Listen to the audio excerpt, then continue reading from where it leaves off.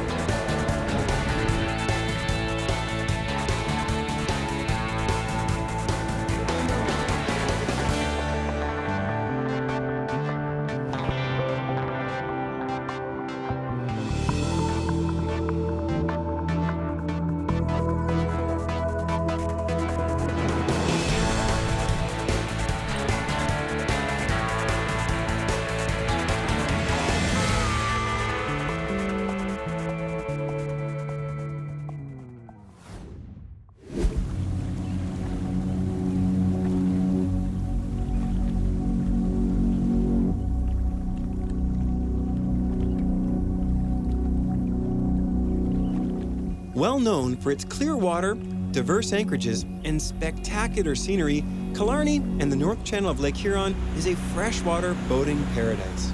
Due to its somewhat remote location, you might think a large cruiser with overnight accommodations is required for such a trip. Well, think again. With a little help from Yamaha and Muskoka Lakes Marine, we hooked up a fancy G3 pontoon boat to see if we could comfortably boat out of Killarney for a few days. Not exactly the typical North Channel cruiser. After 4 hours or so on the road, we arrived in Killarney. The drive alone is almost worth it. Since we still had plenty of light, we dropped the G3 in at the local launch ramp and caught up with Kelly Macquarie, General Manager of the Killarney Mountain Lodge and the Sportsman Inn. Tell us a little bit about what's changed or what you're offering for boaters when they come up. Well, the first thing we did is we listened. We asked them what they wanted for facilities to make it more attractive for them. And at both properties, we've been making those additions and improving the ones that we already had to make sure they had a great reason to come. And then adding more facilities such as our patio restaurants, our lounge spaces, and oyster bar, and different things to make it a really interesting experience for them. And it's paying off. We have a pool for their use, we have a spa, we have anything that we could think of that a boater might enjoy. The owner is Holden Rhodes. He's from London, Ontario, but he has family roots in Killarney. He's decided he wants to reinvest in the community because of all the fond memories he has. Spending most of the effort on Killarney Mountain Lodge with the addition of more rooms and more facilities and now a new convention center. While the Canada House was under construction when we were visiting, the lodge remains fully operational. Delightful new cabins and chalets maintain their rustic charm, even with a few modern updates. So Kelly, what would you say are the top 3 attractions for boaters to come up to Killarney Mountain Lodge? Number 1 is the geography. There's a fair amount of portages around this area that you can do day trips to and come back and enjoy the fabulous food in the restaurant and the pub. A Red Seal chef and globally sourced wine menu will delight even the most ardent foodie. While the scenic Carousel Lounge with its wrap-around waterfront view is sure to draw you in with live music, dancing, and local craft beer. Covered portage maybe is a little bit bumpy, but it's not too far across. I think we're going to be okay. Yeah. It's just a few minutes over to our right here, and then it's a nice protected little spot, very, very quiet. There'll be quite a few boats there. Covered portage isn't far, but you still want to check the winds. Killarney Channel is well protected, and you can almost always find relatively calm water in one direction or another.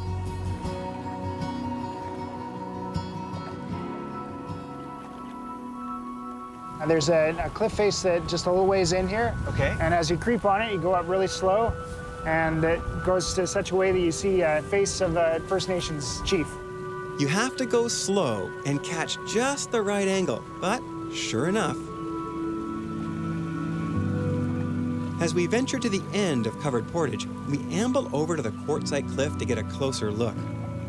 Just one of 100 spots where you can bask in the beauty and tranquility of the North Channel. Certainly one of the attractions would be the scenery and the topography and the water, but I would think that just the peacefulness and the quiet up here, that's got to be attracting people up. It is, yeah. It harkens back to a simpler time when electronics didn't rule our lives and we didn't need Wi-Fi and all that stuff, or our cell phones. That's a return to an era of grace and simplicity. can't think of a more peaceful place to go. Most of the southern anchorages are a little bit crowded, but once you get up here, it's amazing. I would imagine the further north you go, the fewer the people there are. Tends to be that, yeah.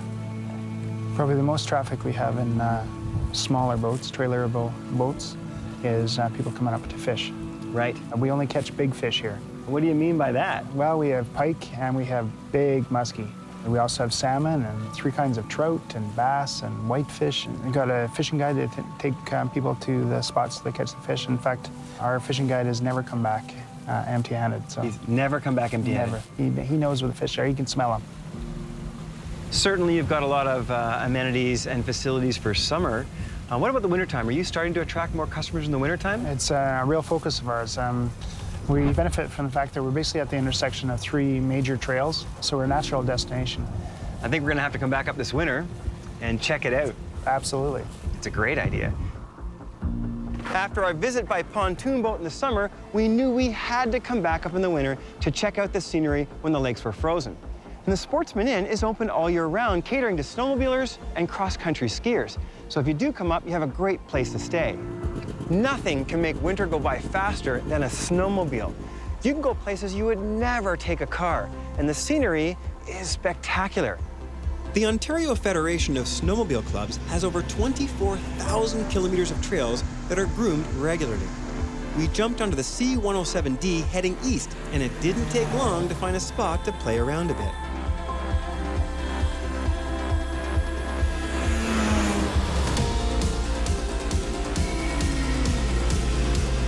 Our Yamaha SR Ventures have the same clean, quiet, and reliable 4-stroke engine technology as their outboard cousins.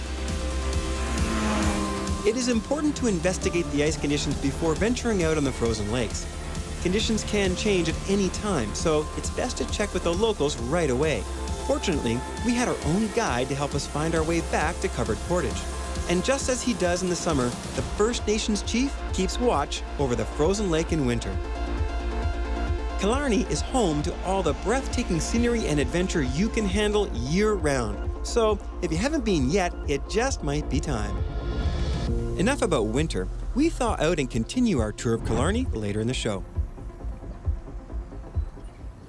This week on My Boat, we're going to transform the cockpit of an old 80s boat. We're going to show how you can do it yourself and save a few dollars in the process.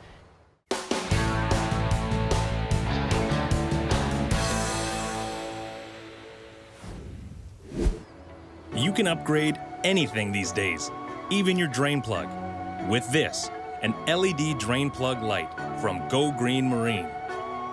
It's not quite literally plug and play, but it's pretty close. So this command module here, the brains of the operation, the control box, it has a male and female connector. This is connected to the actual drain plug light. And the vital thing, doesn't matter where you put this on your boat, this needs to be able to be seen by the remote to work. So this has to be above the deck. Then you have a simple 2-wire connection to power to hook up. And then mount the control box somewhere secure, but out of the way. On this boat, the back of the support for the coolant overflow was perfect. You can either use this light solo or link it to power for the other underwater lights, and make sure you have it screwed in nice and tight, of course, which can be tricky because it's so large, and then you're good to go. And you can enjoy your rainbow of color.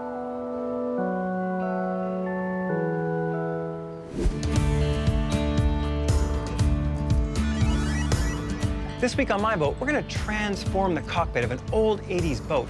We're going to show how you can do it yourself and save a few dollars in the process. We're going to use TexDeck's EVA foam product. The first step is to measure and create a template for the cutter. To be as accurate as possible, we removed as much hardware as we could before measuring. So what are we using here? We're using a vinyl? This is a 7mm acetate we use. Anybody can use whatever you like. This is easy enough to obtain. We'll even send you some if you like. What other kind of materials would people use? You can use a 6mm house wrap. It's a vapor barrier. Okay. And you can find that at like Home Depot, Home Hardware, anywhere local. You could live 1,000 miles away. Absolutely. You can send me a pattern. We're shipping all over Canada right now. Really? Yeah. The template is the trickiest part. The lines don't have to be perfectly straight, but it does have to accurately represent the dimensions of the surface. The only tools you'll need are a pair of scissors, a marker, some tape, and a straight edge to draw the lines. Just take your time. The deck's only going to be as good as the pattern. Okay. How close to the corners and the edges can you get? I like to stay about a 1/4 inch away so you have some flexibility, some maneuverability. Okay. I'm gonna cut a little hole in the floor. Okay. Stick a little of my tuck tape in there. That stops the pattern from shifting around. So a couple little holes. How many holes for a cockpit this big? Maybe 4. 4 or 5? Yep. Cool. The next step is to digitize the template for cutting, and this is where your squiggly lines and radii get straightened out as much as possible. There are 2 layers of foam in many different colors. The cutter generates the pattern by cutting through the top layer only. Pretty slick. Turnaround times are short. Once Steve has the pattern, the foam pieces will be ready in about a week. Now, it's really important to get the deck clean, and the best way to do that is to use acetone. Now, this 3M adhesive is incredible, so it's going to stick like crazy, but as long as you give it a nice, clean surface to grip, too. Once clean, we start to position the big pieces, lining up the seams and taping them in place. So, laying them, Steve. Okay. What's the trick? The idea is to get them all placed where you want them and then carefully adhere half of it while it's taped down and without moving. Ideally, start with a middle piece and work towards the edge. So I'm gonna peel it back halfway. And we're gonna score this wax paper on the back. Just lightly score. Yeah, we don't want to cut right through the mat. Right. Pro tip number 1, fold both halves of the paper back a couple of inches to make it easier to peel the second half. As you stick the foam, you smooth it out towards the edge to prevent air pockets from forming underneath. With the middle stuck, we work on the outer pieces. And then the hatches. Total install time, it took us about a half an hour or so to acetone the entire deck, get it nice and clean. Yep. And then you and I installed this floor in about 30 to 40 minutes. Oh, easily. Way less than an hour. So fast, really fast. And Yep. the transformation is spectacular. I mean, this was an old, crappy painted deck with lots of little spider cracks in it. Yep. Repainting it, they would come back. Now we've got a completely transformed deck. This is basically waterproof. Yep. We've sealed up those cracks to protect them. Yep. It's extremely comfortable and soft, not hard. And of course, it doesn't get that hot in the sun. Sunlight. That's the nice part. In the 2 years we've been putting this down, we haven't had one return or one complaint. Thanks again, man. Thank you. Cheers. Bye-bye. It looks amazing. Like, it doesn't even look like the same deck. Can I step on it? Yeah. This is awesome. So there's one caveat. What's that? We need to have a dance party to glue it all down. Well, it's a tough job and somebody's got to do it. We bore first, we deck, and then we micro-hone to fit the pistons exactly to the size of the block.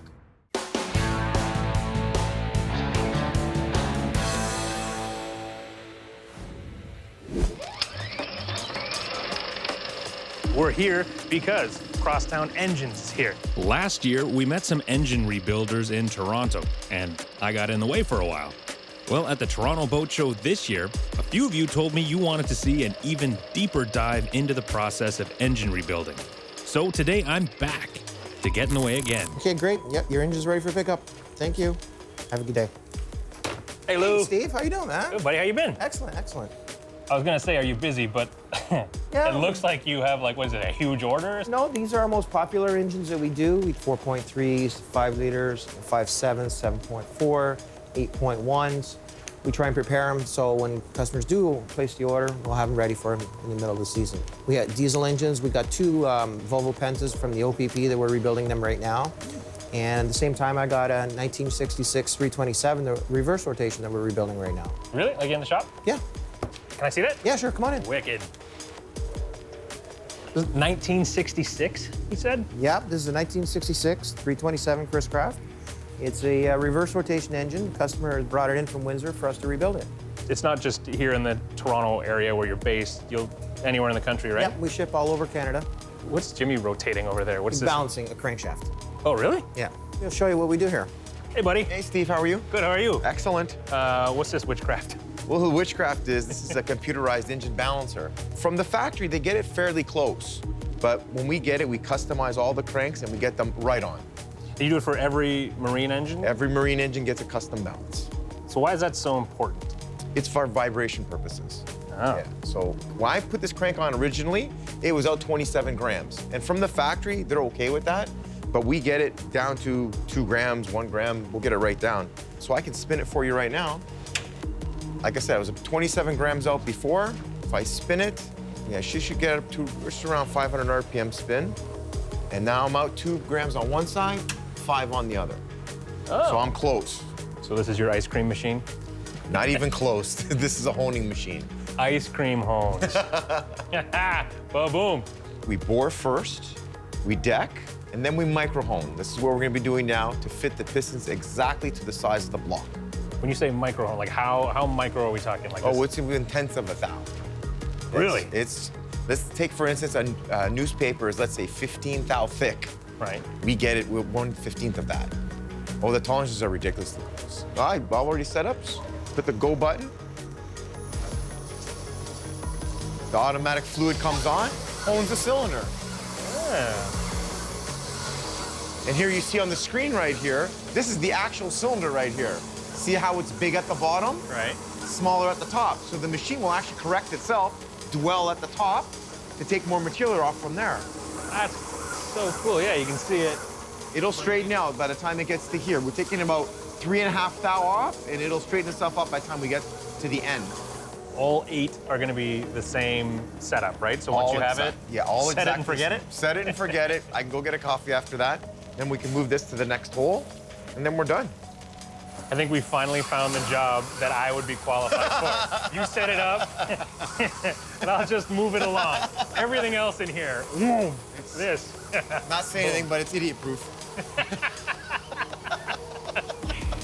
What witchcraft is this? Well, this is a resurfacing machine. So what we do to all the blocks and all the cylinder heads is we resurface them, give them a flat surface where the head gasket can be sandwiched in between 0 tolerance. So is this something you do if there's problems, or is this like the balancing that you do for everyone? This is automatic. Every block gets decked. And every cylinder head gets machined as well to make that mating surface. Wow. What do you guys overlook here? You seem to be very meticulous. I'm gonna find something by the end of it. Oh my God. Shoelaces untied. No, not even.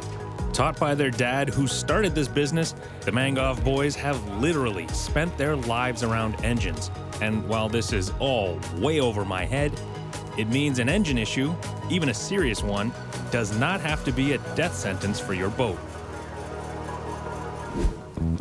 One of the great things about a pontoon boat is you can sneak in with an outboard really, really close to shore.